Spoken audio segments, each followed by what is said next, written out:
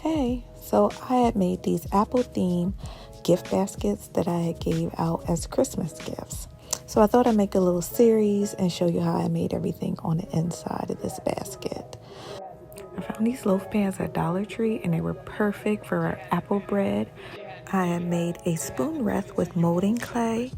I made some caramel sauce, kitchen air freshener with a stovetop potpourri, and the star of this video, the almond apple tart. And I also found a cute little serving spoon at Dollar Tree to go with everything. So the ingredients you would need is 2 small apples, 1 pie crust, 4 tablespoons of unsalted butter melted, 1/4 cup of sugar, and 1/2 teaspoon of cinnamon. I went ahead and preheated the oven to 350.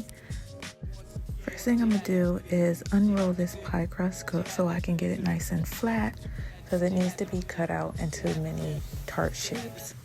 Now you can use the full pie crust and make one big tart, because the recipe is for one big tart, but I wanted small mini ones so that I can put individual ones into the basket. So once it's unrolled, I just flatten it out and get it all nice and smooth so that I can get ready to cut my mini tart shapes. I'm going to use a sauce dish. That's just the perfect shape for me for these mini tarts. I was able to get at least 2 tarts per 1 pie crust. So now I'm just going to cut out my tart shape with the sauce dish. Everything is pretty much self-explanatory in this video, so I'm not going to be talking through every piece of instruction or everything that I'm doing. You know, you could just watch the video and see it for yourself.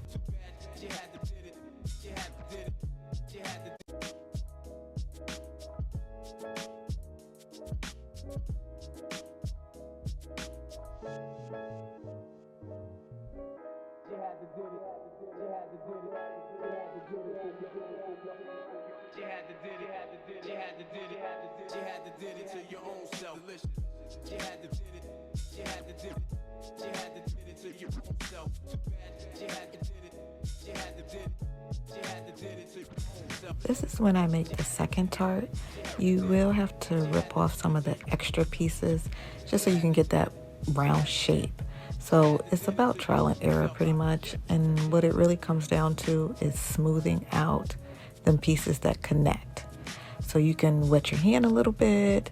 At one point in time, I did pull out a rolling pin. It was going for me good at first until it was time to flip and, you know, roll it on the other side, which I still rolled it on the other side anyway. But it's pretty much, I use my fingers, a lot of flipping back and forth, you know, flatten it out, smoothing, just in pieces that are connecting.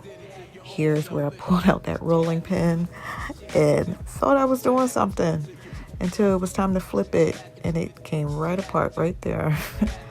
But then, you know, I just smoothed it out again and I flip it again. It was a lot of flipping back and forth. But once I flipped it, I used the rolling pin again anyway to smooth that out. But most part, 90% of the time, I just use my hand to flatten out them pieces to make them connect so that they can come out as one piece of dough. And then I just found a spot for the saucepan to line up and cut my tart shape out.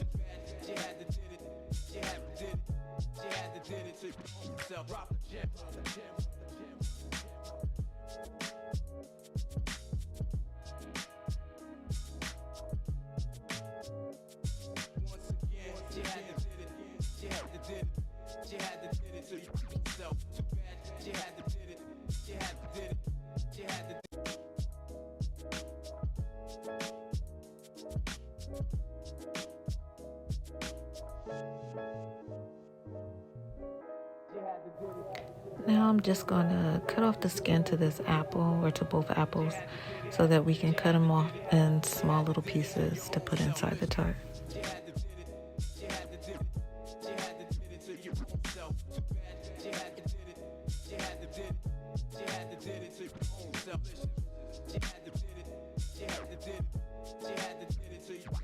So here I just cut on 4 sides so that we can get this off the core of the apple, so that we can just cut it in slices and make smaller pieces.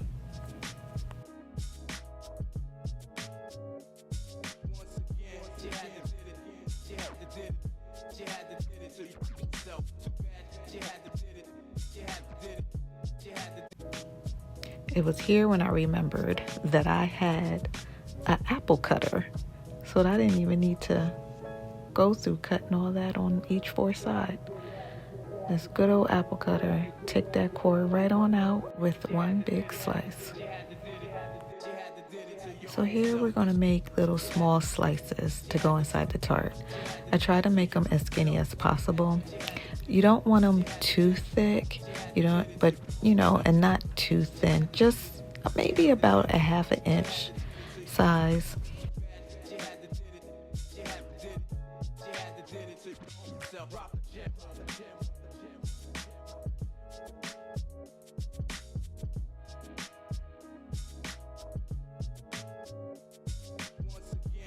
So here I combine the sugar and the cinnamon together and mix it up nice and well. And we're going to sprinkle this in the middle of your tart. So, and just leave a little edge, because that edge is what you're going to actually lift up over your apples. So just make a small little circle of, cinnamon sugar in the middle.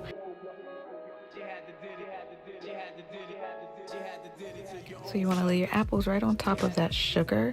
Try to put them as close as possible. They do shrink, so you want to pile that up and get that real close.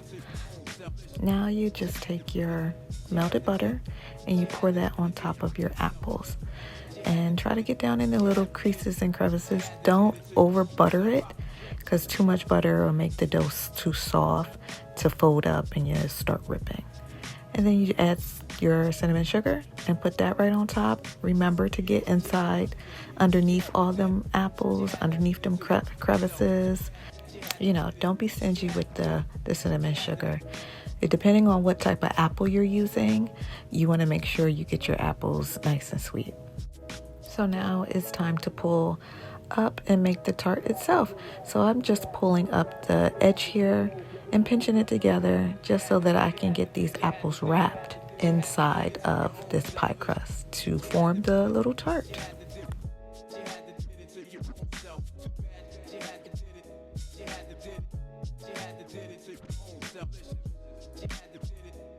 So this part is optional. You can do without the almonds, or you can use whatever nut that you like. I like almonds. I always think almonds and apples are a perfect match, so I put almonds on top of mine. And here I just put that leftover melted butter on the edge on the pie crust here, just so they can be nice and brown and buttery and good.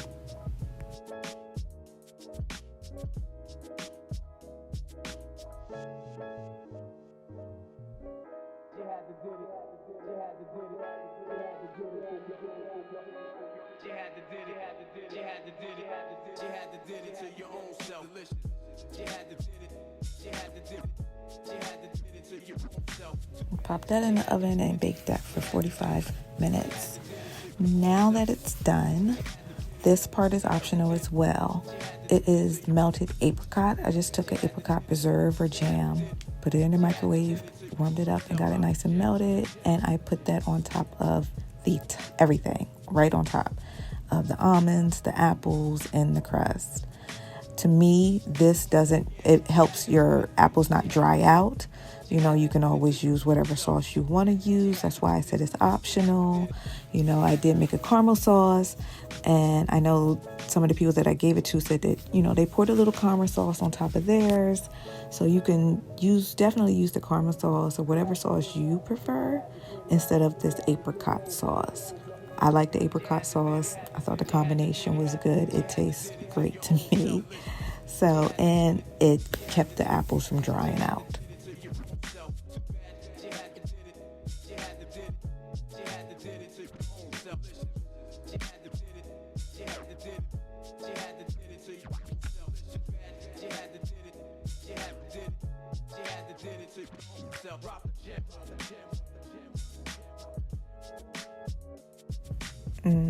This was so good. You got to get into it. Try it out. Next, I'm going to make the apple bread loaf. So I hope you come back and watch. Thank you so much. Love.